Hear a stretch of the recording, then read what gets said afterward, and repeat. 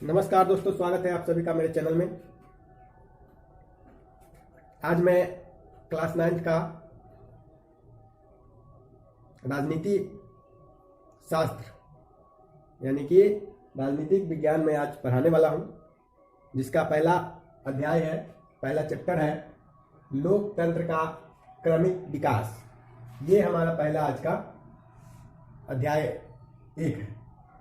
तो इसमें आज सबसे पहले हम लोग चलेंगे कि लोकतंत्र का क्रमिक विकास कैसे हुआ। इसको समझने के लिए हम क्या करते हैं कि विश्व में जहां जहां पहले लोकतंत्र नहीं था उस देशों के बारे में हमें अध्ययन करना होता है। तो उसी में से एक देश है जिसका नाम है चिली। ये चिली जो है दक्षिणी अमेरिका महाद्वीप का एक देश है। जो 7 महादेश है उसमें से एक दक्षिणी अमेरिका है, उसी का एक देश है चिली। तो चिली में क्या होता है कि पहले जो है लोकतंत्र नहीं था। जब लोकतंत्र नहीं था तो वहां जो है सो जहां लोकतंत्र नहीं होता है वहां आपको पता ही है कि जिसकी लाठी उसकी भैंस। तो वहां जो है राष्ट्रपति साल्वाडोर आयंदे, ये साल्वाडोर आयंदे 1970 में वहां लोकतंत्र के हिसाब से चुनाव जीते थे। ये आयंदे जो है ये वोटिंग के बाद चुनाव जीतकर जो है राष्ट्रपति बने थे। इसीलिए वहां 1970 में कुछ दिनों के लिए लोकतंत्र लागू हो गया था, लेकिन ये ज्यादा दिन नहीं चला। ये कुछ दिनों के बाद 11 सितंबर 1973 को, जी हाँ दोस्तों, ये तारीख आप याद कर लीजिए, एग्जामिनेशन में ऐसा ही तारीख आने वाला है क्वेश्चन में। 11 सितंबर 1973 को वहां का जो नौसेना का जो प्रमुख था जनरल अगस्तो पिनोसे, इसने जो है वहां के बंदरगाह पर कब्जा कर लिया और वो उसका आदमी जो है जितना भी सेना में था वो सारे लोग मिलकर के पूरे चिली पर कब्जा कर लिया, पूरे देश पर कब्जा कर लिया। उसके बाद अब जो है ये जो राष्ट्रपति थे आयंदे, इनको मजबूरी में जो है एक संदेश जनता को देना पड़ा। तो उस टाइम तो भी जानते हैं आप, कोई सोशल मीडिया नहीं था, इसीलिए राष्ट्रपति आयंदे को रेडियो पर आकर के एक संदेश जनता के नाम देना पड़ा रेडियो पर। और राष्ट्रपति आयंदे जो है बहुत ही अच्छे राष्ट्रपति कहे जा सकते हैं। उन्होंने काफी काम किया था, जितना दिन भी रहे वो 2-2.5 साल में वो अच्छा काम किए थे। इसलिए उनके काम से जो उनके विरोध में जो लोग थे, जो सेना थे, वो उनके काम को देखकर उनसे जलने लगे। और नहीं देखते दोस्तों, बगल में कोई आगे बढ़ने लगता है तो लोग जलने लगता है। बस उसी तरह से उसको काम को देखकर लोग जलने लगा, कहा कि नहीं नहीं नहीं ये तो रहेगा तो फिर इसको लोग फिर अगली बार चुन देगा, तो लाइफ टाइम बन जाएगा। आगे बढ़ने वाले को इसको रोको, पैर पकड़ के खींचा पीछे।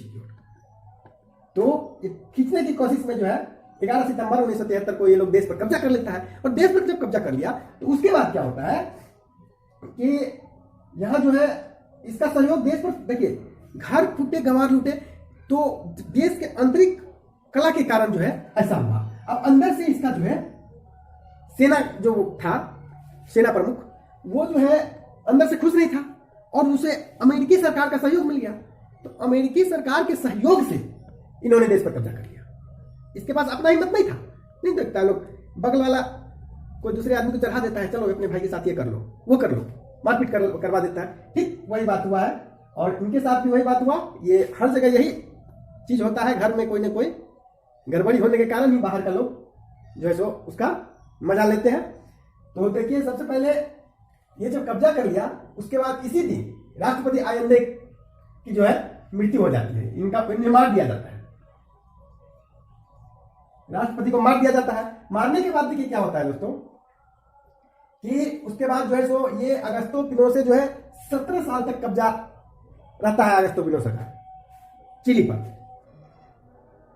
देखिए 17 साल के शासन के बाद जनता जब पूरी तरह परेशान हो जाती है, कहता है नहीं इसका दाम बढ़ गया, उसका दाम बढ़ गया, देश में कोई विकास का काम नहीं हुआ, शिक्षा की स्थिति खराब है, हॉस्पिटल की स्थिति खराब है, देश में सब कुछ गड़बड़ चल रहा था। इसीलिए जनता ने चुनाव की मांग की और चुनाव की मांग करने के बाद जो है 1988 ईस्वी में चुनाव होता है और पिनोशे की भारी बहुमत से हार हो जाती है। इसीलिए देखिए यहां से इसको हटा दिया जाता है। अब वहां लोकतंत्र लागू हो गया। उसके बाद फिर देखिए ये 11 सितंबर 1973 को एक सेना प्रमुख थे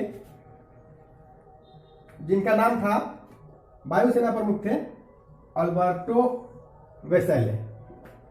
अल्बर्टो वेसेले की भी हत्या हो जाती है 11 सितंबर 1973 को। क्यों? क्योंकि ये जो है राष्ट्रपति आयंदे के करीबी थे, इसीलिए इनकी भी हत्या कर दी गई। अब देखिए, लेकिन ये अच्छे आदमी थे। अब 2006 में जब लोकतंत्र लागू हुआ और उसके बाद जब चुनाव हुआ तो वहां जो है इन्हीं की जो पुत्री थी, इन्हीं की लड़की जो थी, अल्बर्टो वेसेले की जो लड़की थी, ये 2006 में मिशेल बैचले इनका नाम है, यही मिशेल बैचले वहां राष्ट्रपति चुनी गई है। अब वहां लोकतंत्र अच्छी तरह लागू हो गया है। अब देखिए, आप जैसे जो कहानी सुने हैं वो 11 सितंबर 1973 का, उसमें जो कुछ भी हुआ उसी प्रक्रिया को हमारे समाज में सैनिक तख्ता पलट बोला जाता है। सैनिक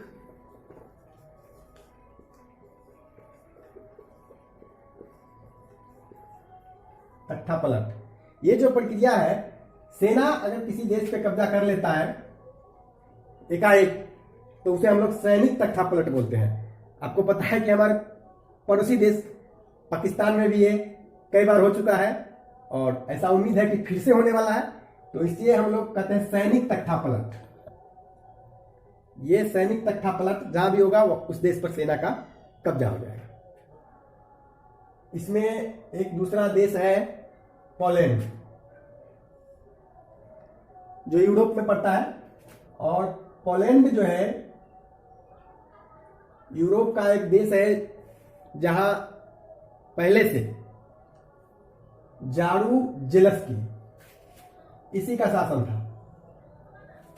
जारूजेलस्की का शासन था पोलैंड में। तो यहां देखिए जारूजेलस्की ने एक मजदूर, इसकी सरकार ने एक मजदूर को मात्र वहां हटा दिया। यहां तो कितने भी लोगों को हटा दिया जाता है, कोई कुछ नहीं होता है, लेकिन देखिए वहां एक मजदूर को मात्र हटा देने से क्या होता है कि लेनिन जहाज कारखाना जो था, ये लेनिन जहाज कारखाना वहां जो चल रहा था, इसी में से मात्र एक मजदूर को हटाने से इतना बड़ा आंदोलन हो गया, बहुत बड़ा आंदोलन हो गया पूरे देश में।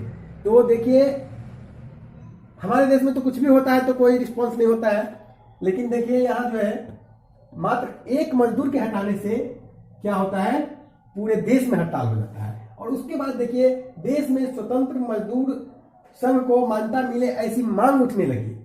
उसमें एक और था, राजनीतिक बंदियों को रिहा किया जाए। सरकार जितने भी राजनीतिक लोगों को जो जेल में बंद करके रखा था उसको रिहा करने की मांग होने लगी। तीसरी एक और मांग थी, वहां प्रेस की स्वतंत्रता दी जाए, वहां मीडिया को बोलने का अधिकार नहीं था, इसीलिए कुछ भी करने से पहले सरकार का इजाजत लेना पड़ता था। तो उस पर से सेंसरशिप हटाने के लिए ये लोग मांग किया। उसके बाद देखिए सेम जो अभी आपने चिली की व्यवस्था देखी है, उसी तरह से यहाँ भी एक निरंकुश व्यवस्था ही उसे हम कह सकते हैं, उसी तरह का था। उसके बाद अब देखिए यहाँ जो है इसका जो मजदूर संघ का जो एक नेता था उसका नाम था लेक वालेसा। लेक वालेसा के साथ क्या होता है कि 21 सूत्री जो है एक संधि होती है, उस संधि का नाम है गडास्क संधि। इसमें 21 सूत्री जो है सो समझौता होता है।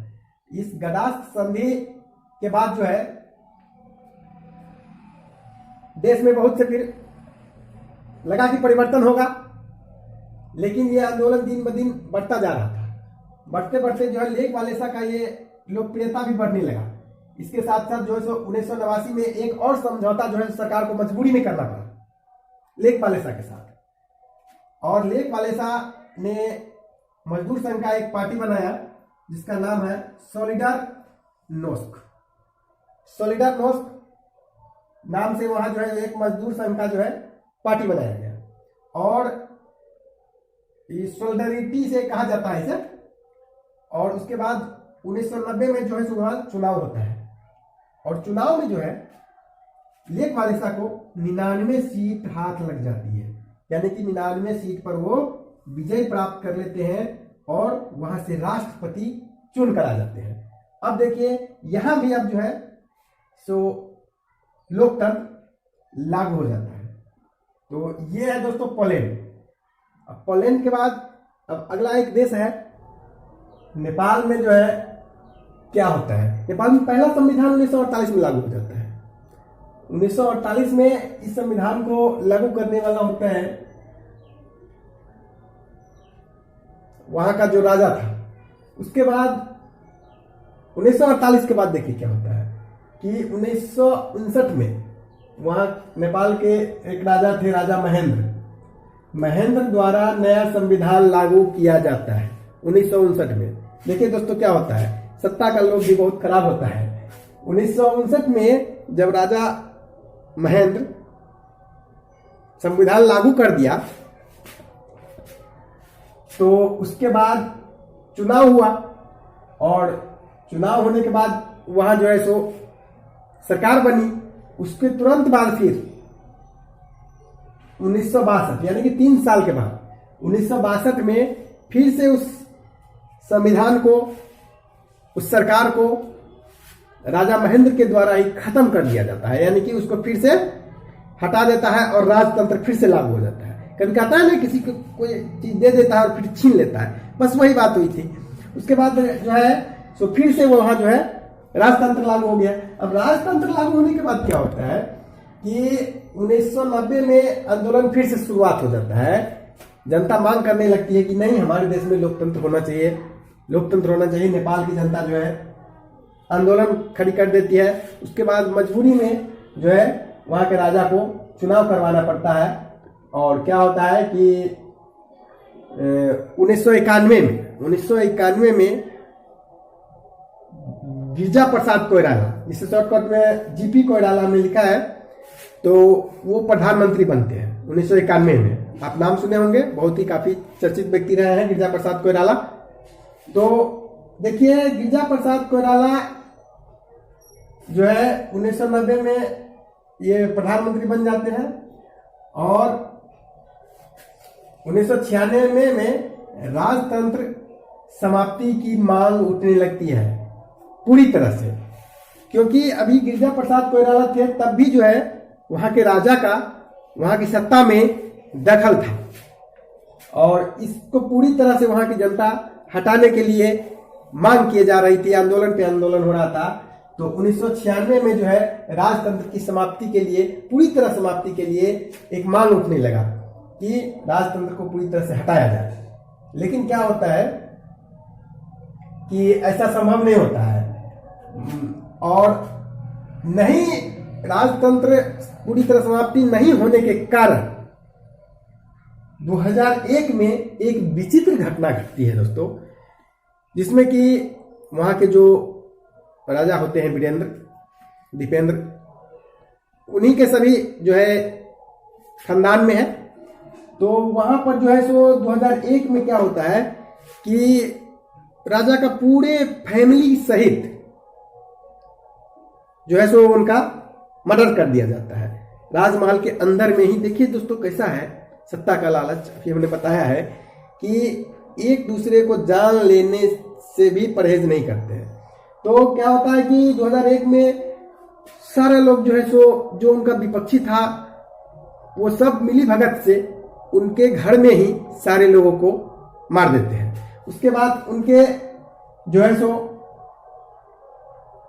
बगल के जो है रिश्तेदार, जिन्हें बोलते हैं, जिन्हें दियात बोलते हैं, जो भी बोलते हैं, तो वो जो है उनका भाई है, चचेरा है, जो भी है, वो उनके खानदान में बच गया था। उनका नाम था ज्ञानेंद्र। तो ज्ञानेंद्र जो है सो राजा बना। इतिहासकारों में मतभेद है, कुछ लोग कह रहे हैं ज्ञानेंद्र ने ही राजमहल में इन लोगों की हत्या करवाई। खैर हमको उस विषय पे नहीं जाना है, लेकिन इतना याद रखिए कि ज्ञानेंद्र जो है राजा बन गया। ज्ञानेंद्र राजा जब बन गया तो फरवरी 2005 में ज्ञानेंद्र जो है तो सरकार को बर्खास्त कर देता है। मतलब बोलता है कि नहीं, फिर से राजतंत्र ही रहेगा। और इस प्रकार से वहां जो है ज्ञानेंद्र पूरा का पूरा जो है सो सत्ता अपने हाथ में ले लेता है। अब क्या होता है कि ज्ञानेंद्र जो है सत्ता अपने हाथ में ले लिया, सरकार को बर्खास्त कर दिया। उसके बाद नेपाल में एक पार्टी है माओवादी। आप लोग जानते होइएगा, माओवादी लोग बहुत सुनता है। माओवादी एक तरह से आतंक का पर्याय बन चुका था उस टाइम में कि माओवादी का नाम सुनते थे लोग तो नेपाल में सुबह 4-5 बजे के बाद सारे लोग घर बंद कर लेते थे डर से। माओवादी आ जाएगा, माओवादी आ जाएगा, मार देगा, ये करेगा, गोली चलाएगा। तो माओवादी एक तरह से आतंक का पर्याय बन चुका था। लेकिन वहां माओवादी जो है अपनी स्वतंत्रता की मांग कर रहे थे। वो राजतंत्र को हटाकर लोकतंत्र लाना चाहते थे। तो इस प्रकार से माओवादी का संगठन का एक नेता था पुष्प कमल दाहाल प्रचंड। ये पुष्प कमल दाहाल प्रचंड जो है सो इसका एक नेता था, जो ज्ञानेंद्र का जब विरोध हुआ उसके बाद फिर से वहां चुनाव होता है और 2008 में ये पुष्प कमल दाहाल प्रचंड प्रधानमंत्री बन जाते हैं। और वहां का जो प्रथम, ये दोनों तो प्रथम ही हुआ, प्रथम राष्ट्रपति राम बरन यादव बनते हैं और प्रथम प्रधानमंत्री पुष्प कमल दाहाल प्रचंड। देखिए दोस्तों, आप इसको ऐसे भी याद रख सकते हैं कि देखिए, रा से राष्ट्रपति, रा से राम बरन, प से प्रधानमंत्री और प से पुष्प कमल दाहाल प्रचंड, प्र से प्रधानमंत्री, प्र से प्रचंड, रा से राष्ट्रपति और रा से राम बरन। इतना याद रख सकते हैं दोस्तों। अपने देश में भी वही बात है, रा रा से राष्ट्रपति, रा से राजेंद्र प्रसाद और प से प्रधानमंत्री, प से पंडित जवाहरलाल नेहरू। तो हमें नहीं लगता है कि याद करने में कोई समस्या है। बाकी जो कुछ भी प्रॉब्लम होगा तो आप कमेंट सेक्शन में लिख सकते हैं। अब आइए देखते हैं, एक और देश है जो अफ्रीका महादेश में पड़ता है, इसका नाम है घाना। घाना का जो है इसका भी पुराना नाम था गोल्ड कोस्ट। अब देखिए यहाँ जो है सो घाना जो है 1957 में आजाद हो गया। जब इसे आजादी मिली तो वहां के प्रधानमंत्री के रूप में लामे एनक्रूमा, ये नाम है, लामे एनक्रूमा वहां के प्रधानमंत्री के रूप में निर्वाचित हुए और फिर बाद में राष्ट्रपति भी बने। उसके बाद फिर से जब इन्हें राष्ट्रपति जब बनाया गया तो लामे एनक्रूमा ने कहा कि नहीं, मुझे लाइफ टाइम प्रेसिडेंट बना दो, मतलब मैं आजीवन राष्ट्रपति रहूंगा, ऐसा इन्होंने चुनाव करवाया। तो देखिए, कम लोगों को कम दिन तक बेवकूफ बना सकते हैं, लेकिन पूरे देश को, अधिक लोगों को अधिक दिन तक बेवकूफ नहीं बना सकते।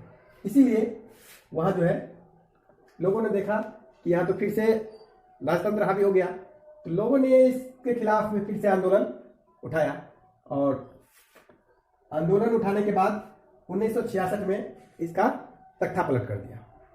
1966 में तख्ता पलट हुआ और वहां पुनः जो है लोकतंत्र की स्थापना हो गई और उसके बाद से फिर से चुनाव होने लगे।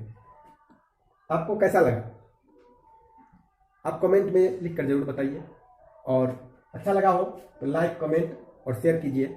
चैनल को सब्सक्राइब कर लीजिए और बगल में जो घंटी का निशान है उसको जरूर दबा दीजिए, क्योंकि आने वाले जो वीडियो है आपके क्लास के लिए बहुत ही इंपॉर्टेंट है और मैं बहुत ही अच्छी तरह से फिर से बताने वाला हूं कि आपको याद नहीं करना पड़ेगा, आपको यहीं पे बोर्ड पे मैं ऐसा समझाऊंगा कि आप कभी भूलेंगे ही नहीं।